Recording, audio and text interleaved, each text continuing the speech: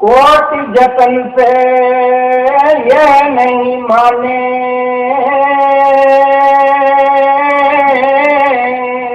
धुन सुनकर मन समझाई। ये हुजूर स्वामी जी की वाणी है। कल हमने गुरु का है। कभी हम सोचते हैं कि धन दौलत मिल जाए, शायद उससे हमें सुख मिल जाएंगे, मन की शांति आ जाएगी। अच्छा कोई ओहदा मिल जाए, उसके साथ सुख हो जाएगा। अच्छे रिश्ते नाते हो जाए, उसके साथ सुख हो जाएगा। मगर सिर्फ इन चीजों को हम लेकर अगर देखें तो अगर पैसे के साथ किसी को सुख मिल सकता तो जितने भी धनवान हैं उन्होंने कब का सुख पा लिया होता। अगर औहदे से किसी को सुख या मन की शांति मिलती, बड़े बड़े राजे महाराजे आए हैं, बड़े बड़े डिक्टेटर आए हैं, उनको सुख मिल गया होता। मगर देखने में हम क्या, हमारी पहचान है कि इन चीजों के साथ तो जितना थोड़ा बहुत सुख था वो भी चले जाता है। धन दौलत के बारे में विचार करते हुए गुरु घर ने फरमाया था, पापा बाजो होए नहीं, मोया संग न जाए। कौन सा असूल है दुनिया में जिसको हम कुर्बान नहीं करते ये धन दौलत इकट्ठी करने के लिए? कौन सा असूल है जिसको इंसान कुर्बान नहीं करता थोड़े सी कोई नौकरी लेने के लिए या कोई ओहदा लेने के लिए? भूल जाते हैं कि दुनिया में कोई चीज मुफ्त नहीं मिलती। एक दिन इन सब चीजों का हिसाब किताब देना पड़ेगा। ये ठीक है कि पैसा ना हो तो जिंदगी गुजारनी भी मुश्किल हो जाती है, इसलिए पैसा भी जरूरी है। पैसा अपने आप में बुरा नहीं है, मगर जब हमारे पास ज्यादा आ जाता है, वो पैसा जो हमारी सोच को बदल देता है, जो हमारी आदतों को बदल देता है, बुराई उसमें है। ओहदा कोई बुरा नहीं है, मगर जब हम उस ओहदे को हासिल कर लेते हैं, फिर आसमान पे हो जाता है, हम नीचे देखना दोबारा नहीं करते, दूसरों को भूल के बैठ जाते हैं, बुराई उसमें है। रिश्ते नाते कोई बुरे नहीं है, अच्छे रिश्ते हो जिंदगी गुजारनी आसान हो जाती है, मगर उनमें मस्त होके जब इंसान को और सब कुछ भुला के बैठ जाता है, बुराई उसमें है। इसलिए जिंदगी में हर एक चीज का एक दायरा है।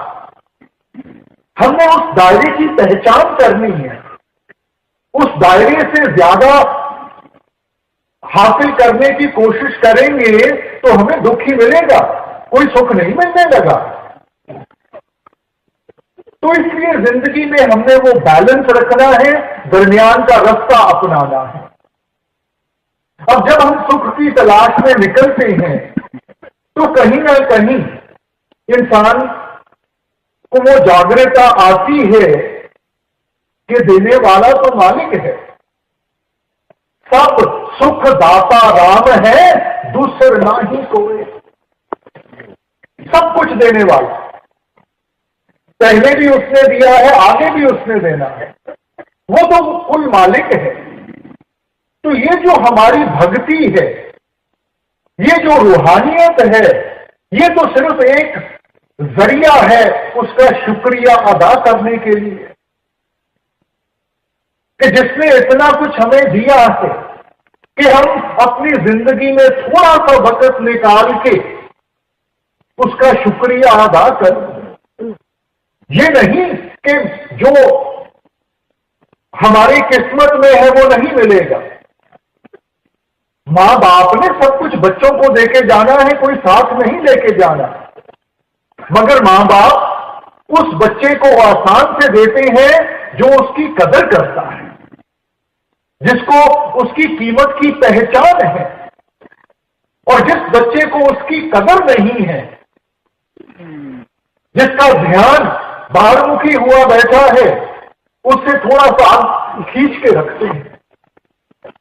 उस इंतजार में कि इसको भी आहिस्ता आहिस्ता उस चीज की कदर पड़ जाए, देना उसको भी है।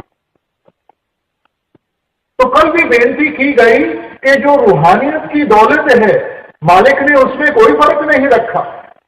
ये नहीं कि लोगों के पास कोई ज्यादा है और हमारे पास कोई कम है। रूहानियत की दौलत मालिक ने सबको एक जैसी दी है, फर्क सिर्फ पहचान का है। जिस इंसान ने अपना ध्यान अंतर्मुख करके उसकी पहचान कर ली, वो सेवक बन गया, उसने गुरमुखता की तरफ कदम बढ़ाने शुरू कर दिए। और जो मन के अधीन होकर मन की ख्वाहिशों को पूरा करने में लगा रहा, उसको हमने मनमुख बना दिया। फर्क सिर्फ इतना ही है। मालिक कभी भी फर्क नहीं करेगा। अगर मालिक ही फर्क करने लग पड़ा तो फिर हमें बचाने वाला कोई नहीं है। उसके लिए सारे एक जैसे हैं। हम चाहे किसी भी धर्म के हों, किसी भी जात के हों, किसी भी मुल्क के हों, मालिक के आगे कोई भी फर्क नहीं है।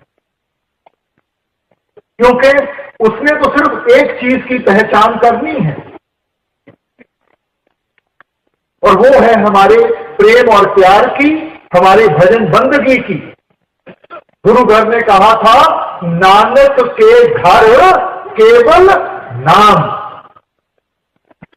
पहचान है सिर्फ एक चीज की है, वो नाम की है, वो शब्द की है, बाकी किसी चीज की नहीं है। इनका ताल्लुक शरीर के साथ है, शरीर यहीं का यहीं धरा रह जाएगा। इसलिए जब इंसान को एहसास होता है कि करने कराने वाला मालिक है, तो हमारा मालिक की तरफ भी कुछ ना कुछ तो फर्ज बनता है। जिंदगी में इंसान को जो उसके हक हैं उसकी पहचान है, मगर हर एक हक के साथ जो जिम्मेवारी बनती है उसको भूला हुआ है।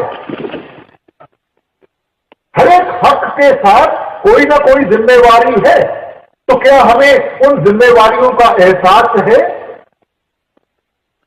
हमने तो चंद जिम्मेवारियों को लेकर कि ये बाल बच्चों की पालना पोषणा करनी है, धन दौलत कमानी है, इन्हीं जिम्मेवारियों में हम सारी उम्र उलझे रहे। मगर जो सबसे बड़ी हमारी जिम्मेवारी है, जिसने हमें ये बाल बच्चे दिए हैं, जिन्होंने हमें ये धन दौलत दी है, इंसान उसको भूल के बैठ जाता है। इसीलिए कबीर साहब ने चिताया था, सब कुछ अपना एक राम पर आया। इंसान सभी चीजों को अपना मानता है, अगर इससे कोई दूर है तो वो मालिक दूर है। और दूरी कोई मालिक ने नहीं बनाई, दूरी हमारी बनाई हुई है। मालिक तो हम संग है। मोह मोहे अजाने दूर है, सतगुर सदा सदूर है। इस मोह और माया के जाल में फंसकर, क्योंकि मालिक हमें दिखाई नहीं देता, इसलिए हम सोचते हैं कि हमारी मालिक से दूरी हो गई है, हमें मेहनत करनी पड़ेगी, हमें वहां जाना पड़ेगा। हमने कहीं नहीं जाना, क्योंकि मालिक हमारे अंदर है। किसी भी संत महात्मा को ले लो, किसी भी ग्रंथ पोथी को ले लो, हर एक ने इशारा अंदर की तरफ किया है। वेदों शास्त्रों ने इस देही को नारायणी देही कह के बयान किया है कि वो देही जिसमें नारायण खुद निवास सकता है।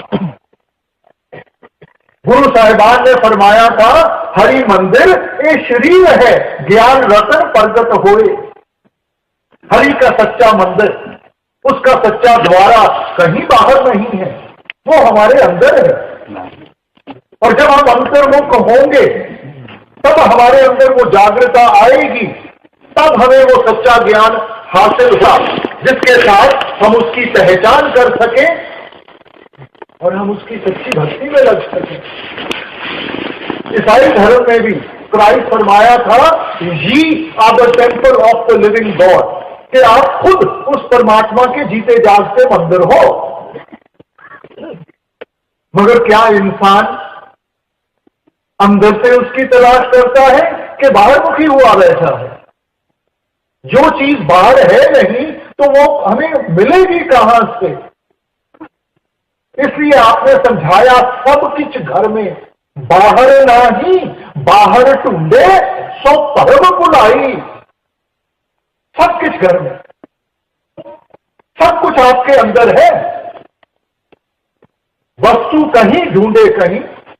अगर आपके घर में कोई चीज खोई हो तो जब तक अपने घर में नहीं तलाश करोगे वो आपको कैसे हासिल होगी, कैसे मिलेगी? इंसान तो इतना बाहरमुखी हुआ बैठा है, बाहर के साधन अपनाए हुए हैं, बाहर के तौर तरीके अपनाए हुए हैं, मगर उनके साथ मन को झूठी तसल्ली मिल जाती है, मालिक की प्राप्ति नहीं होती, मुक्ति नहीं मिलती। इसलिए जरूरी है कि मन की झूठी तसल्ली को छोड़ के इस मन को काबू करके हम इसको सच के रास्ते पे लेके आए, उस सच की कमाई में इसको लगा। अब जब इंसान रूहानियत के रास्ते के ऊपर चलने की कोशिश करता है, सबसे बड़ी मुश्किलात इसको कहां से मिलती है? उस मन से मिलती है, क्योंकि मन आदत से मजबूर है। जैसी हमने मन को आदतें डाली हुई हैं, मन वैसे ही चलता है। इस वक्त मन का जो रुख है वो नीचे की तरफ है, बाहर की तरफ है। ये हमारे ध्यान को हर वक्त नीचे की तरफ खींच रहा है और बाहर की तरफ ले जाने की कोशिश कर रहा है। जब हम परमार्थ में आते हैं तो संत जन हमें समझाते हैं कि भाई एक इस ख्याल को जो सारी दुनिया में फैला हुआ है, हमने इसको एकाग्र करना है और ऊपर की तरफ लेके जाना है और यहां आंखों के पीछे टकाना है। जब हम साधु संतों को देखते हैं कि आपने यहां तिलक लगाया हुआ है, हमने क्या कभी विचार किया है कि इसका मकसद क्या है? सिर्फ तिलक लगाने से, भगवे कपड़े पहनने से कोई साधु संत नहीं बन जाता। मत है कि हमारा ख्याल यहां रहना चाहिए। बहनें जो बिंदी लगाती हैं यहां पे, हमें मालूम है कि उसका मकसद क्या है। आजकल तो फैशन के लिए लगाती हैं, पहले जमाने में ये सुहाग की निशानी थी, सिर्फ सुहागन बिंदी लगाती थी। और अगर ये आत्मा रूपी उस परमात्मा रूपी कदमों में चली जाए, वो परमात्मा जो आवागमन के चक्कर से ऊपर है, जो इस 84 के जेल खाने से कहीं ऊपर निकल गया है, तो तब इसका सुहाग कभी नहीं उजड़ सकता। पहले जमानों में अगर औरत विधवा बन जाती थी तो उसको बड़े दुख सहने पड़ते थे, मोहताज हो जाती थी सारों के ऊपर। तो इसलिए आपने हमें समझाया कि जब हम ऐसे ये आत्मा रूपी स्त्री उस पति रूपी परमेश्वर के कदमों में जाएगी जो जन्म और मरण से कहीं ऊपर है, इसका सुहाग कभी नहीं उजड़ेगा। इसको किसी के आगे मोहताज नहीं होना पड़ेगा। फिर सच्चे सदा सुहागण। मगर ये अवस्था कैसे बनेगी? जब हम इस मन को काबू करेंगे। देखो, आप किसी गाड़ी में बैठे हो, गाड़ी का जो स्टीयरिंग व्हील है किसी और के हाथ में हो, आप जितना मर्जी चाहो आप तो सिर्फ फरियाद कर सकते हो। अब ये तो उसकी मर्जी है कि सिर्फ गाड़ी को मोड़ के ले जाता है। तो जब तक स्टीयरिंग व्हील हमारे हाथ में ना हो तो हम चाहते हुए भी, जानते हुए भी, देखो अपने आप को कितना मजबूर पाते हैं। तो क्या ये मन हमारे काबू में है? मन की क्या अवस्था है? ए मन मैला अंधा है किस आंख सुनावा। ऐसे इस कर्म कांड में फंस गया है कि अपनी असलियत को भूल के बैठ गया है। और ये मैल कोई सिर्फ अब की नहीं है, जन्म जन्म की इस मन को मन लागी काला होया क्या। पता नहीं कितने जन्मों के ये कर्म इकट्ठे किए हुए हैं। देखो, घर में कोई बर्तन हो जिसमें रोज हम खाना बनाते हो आहिस्ता आहिस्ता, और उसको बर्तन को कभी हम साफ ना करें तो क्या होगा? आहिस्ता आहिस्ता उस बर्तन के ऊपर गंदगी जमनी शुरू हो जाएगी, और कोई ऐसा वक्त भी आ जाएगा जब उसकी चमक हमें याद नहीं रहेगी, क्योंकि रोज उस गंदगी को देखते हैं तो हम ये समझना शुरू कर देते हैं कि यही इसकी असलियत है। मगर फिर कोई हमारे पहचान वाला आता है, हमें समझाता है कि भाई ये बर्तन इतना गंदा है, इसको कभी साफ भी कर लिया करो। अब उसको साफ करना शुरू करेंगे, एक तह गंदगी की निकलती है, नीचे एक और तह मिलती है, वो निकलती है, नीचे एक और तह मिलती है, क्योंकि इतनी देर महीनों महीने वो बर्तन साफ नहीं किया। अब हिम्मत छोड़ के बैठ जाएंगे तो वो बर्तन गंदे का गंदा रह जाएगा।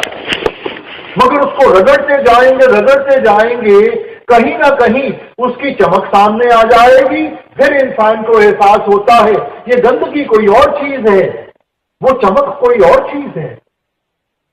इसीलिए महापुरुषों ने आकर मन की अवस्था हमें समझाते हुए आपने क्या फरमाया था? मन तू ज्योत स्वरूप है, अपना मूल पहचान। ये गंदगी इसकी असलियत नहीं है, ये तो ज्योत स्वरूप है, उस प्रकाश का हिस्सा है।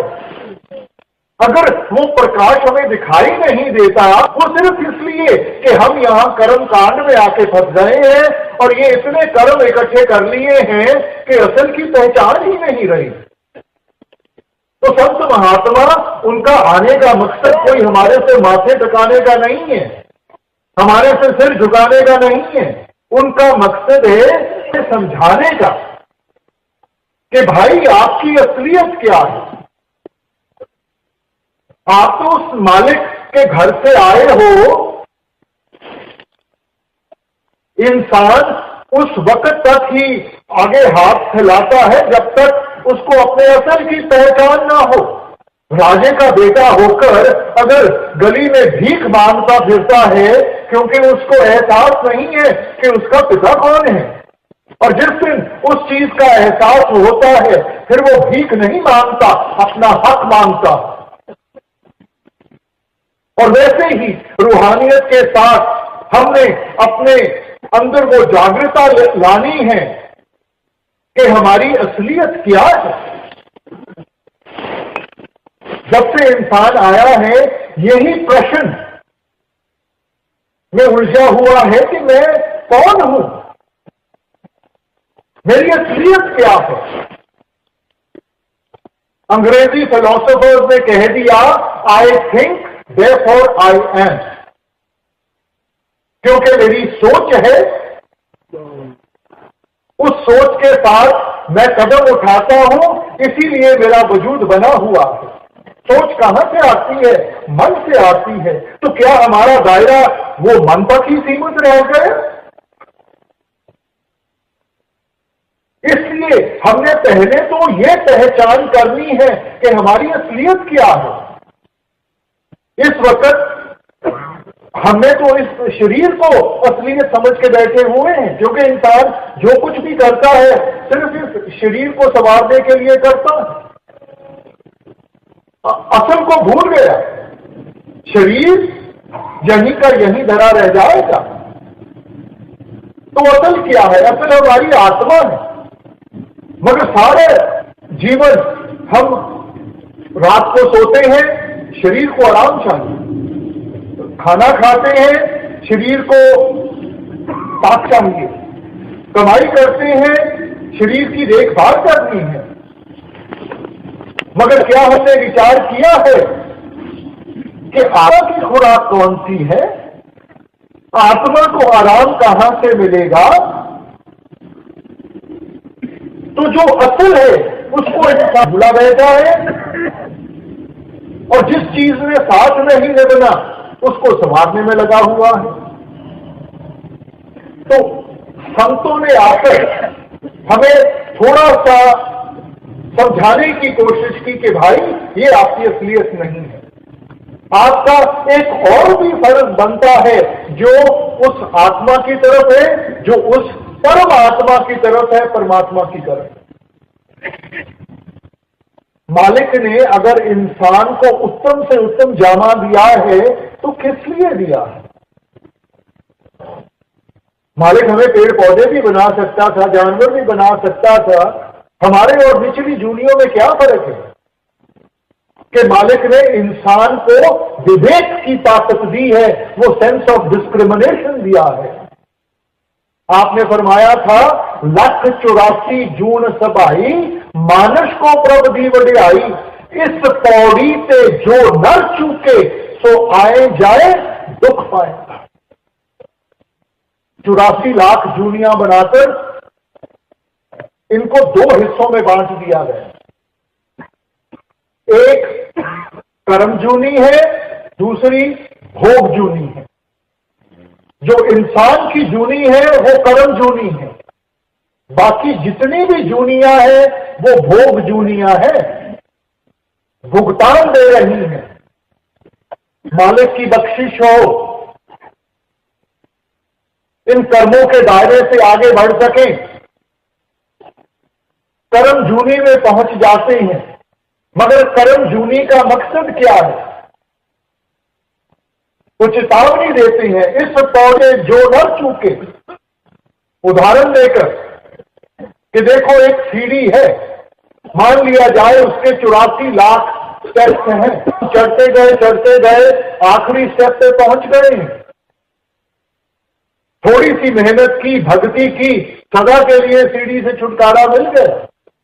मगर आखिरी स्टेप पे भी आकर अगर हमारा पैर फिसल गया, पता नहीं कहां जाके जन्म मिलेगा, कहां जाके सहारा मिलेगा, उस अवसर में मालिक की भक्ति का मौका मिले ना मिले। इस पौड़ी पे जो न चूके सो आए जाए दुख पाएगा। बार बार आना पड़ेगा, बार बार दुख और मुसीबतों से गुजरना पड़ेगा। इसलिए क्या मकसद है इस जीवन का?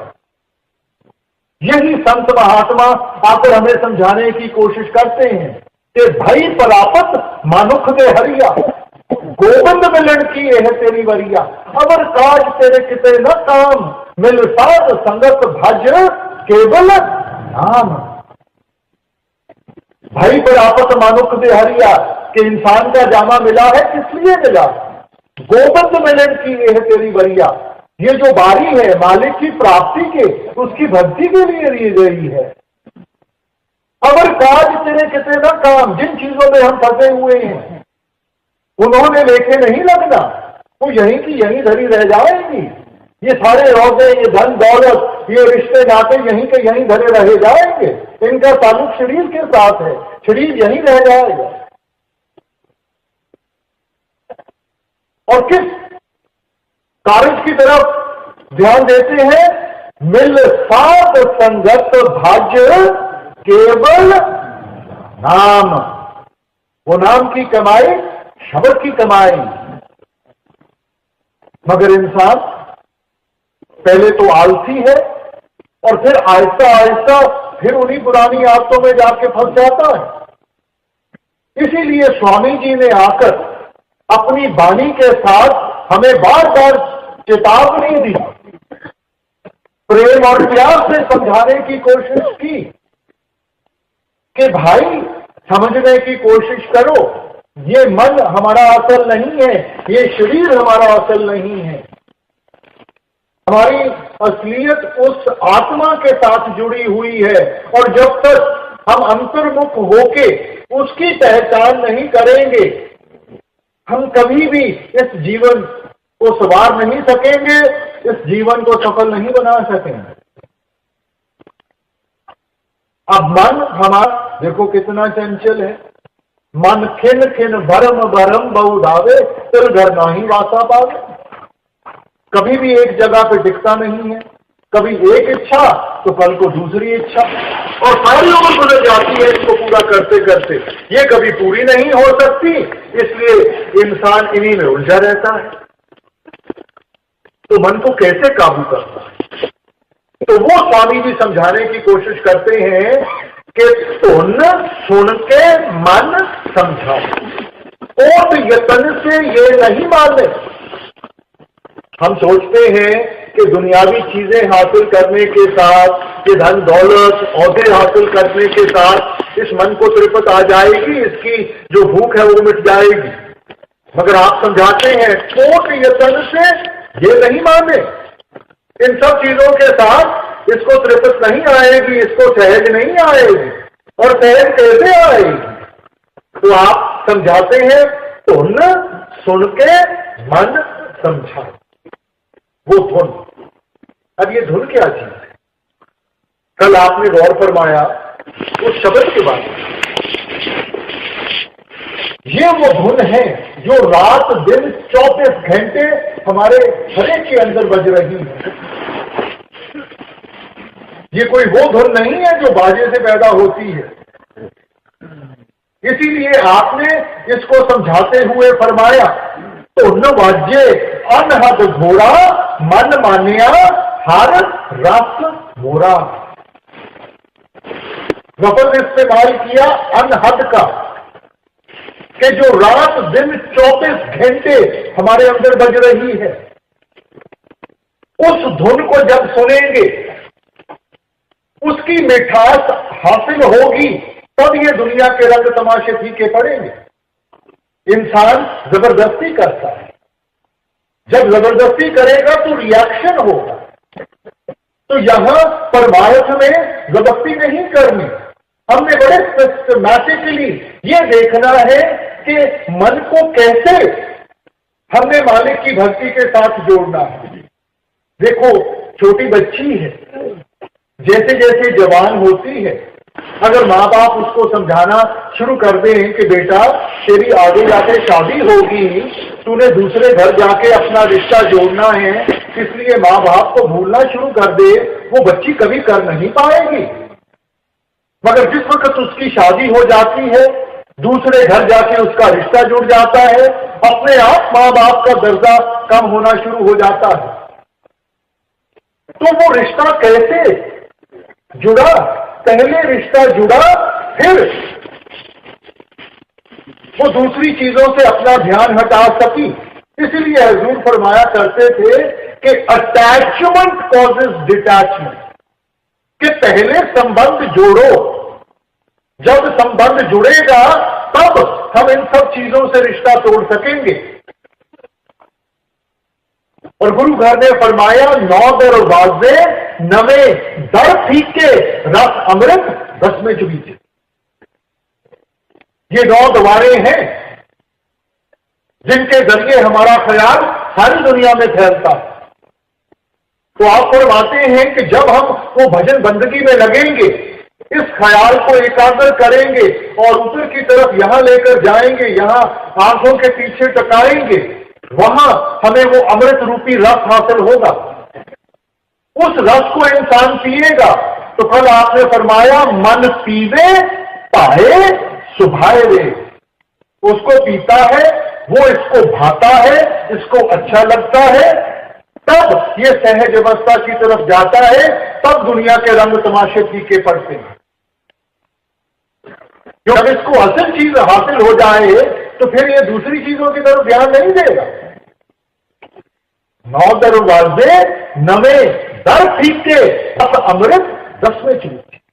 जब वो रस हासिल हो गया तो दुनिया के सब रंग तमाशे फीके पड़ जाएंगे। इस वक्त जब हम रूहानियत में कदम रखते हैं, क्योंकि सत्संग में ये चीजें समझाई जाती हैं कि हमारे लिए क्या अच्छा है क्या बुरा है, हम सोचते हैं कि चलो मन को जबरदस्ती इनसे हमने दूर करना है, मगर जबरदस्ती करेंगे मन रिएक्ट करेगा और उतना जोर पकड़ के दोबारा उन्हीं चीजों की तरफ भागेगा। इसलिए हमने ऐसा रास्ता अपनाना है कि भजन बंदगी शुरू करें। जैसे जैसे भजन समृत में बैठेंगे, अंदर से वो रस आएगा, उस रस के साथ अपने आप हमें अंदर से वो प्रेरणा मिलेगी, ताकत मिलेगी कि हम इन चीजों को पीछे छोड़ सकें। तो एक सिस्टमैटिक अप्रोच होनी चाहिए। ये नहीं कि आज से मैंने ये नहीं करना, ये नहीं करना, ये नहीं करना। देखो छोटा बच्चा है ना, सारा दिन उसको माँ बाप कहते रहे कि ये नहीं तेरे लिए अच्छा, ये नहीं अच्छा, तो वो थकार के बच्चा कहेगा फिर मैंने करना क्या है।